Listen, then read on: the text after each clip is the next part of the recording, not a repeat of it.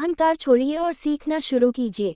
धरती पर जन्म लेने के साथ ही सीखने की प्रक्रिया प्रारंभ हो जाती है। जो हम बड़े होते जाते हैं, सीखने की प्रक्रिया भी विस्तार लेती जाती है। जल्द ही हम उठना, बैठना, बोलना, चलना सीख लेते हैं। इस बड़े होने की प्रक्रिया के साथ ही कभी कभी हमारा अहंकार हमसे अधिक बड़ा हो जाता है और तब हम सीखना छोड़कर गलतियां करने लगते हैं।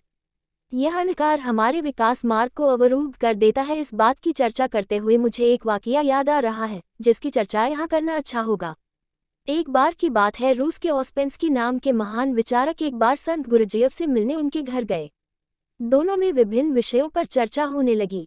ओस्पेंस्की ने संत गुरुजीएफ से कहा, यूं तो मैंने गहन अध्ययन और अनुभव के द्वारा काफी ज्ञान अर्जित किया है, किंतु मैं कुछ और भी जानना चाहता हूँ। आप मेरी कुछ मदद कर सकते हैं। गुरुजीएफ को मालूम था कि ओस्पेंस्की अपने विषय के प्रकांड विद्वान हैं, जिसका उन्हें थोड़ा घमंड भी है, अतः सीधी बात करने से कोई काम नहीं बनेगा।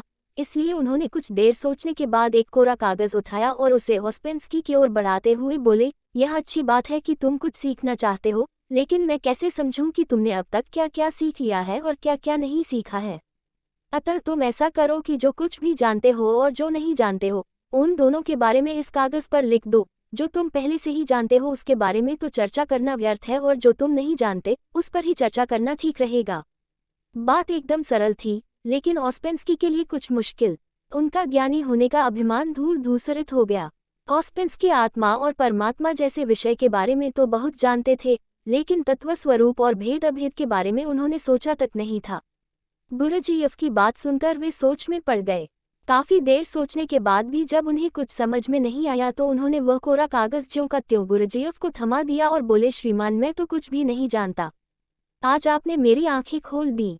ओस्पेंस्की के विनम्रतापूर्वक कहे गए इन शब्दों से गुरुजीएफ बेहद प्रभावित हुए और बोले, ठीक है, अब तुमने जानने योग्य पहली बात जान ली है कि तुम कुछ नहीं जानते। यही ज्ञान की प्रथम सीढ़ी है।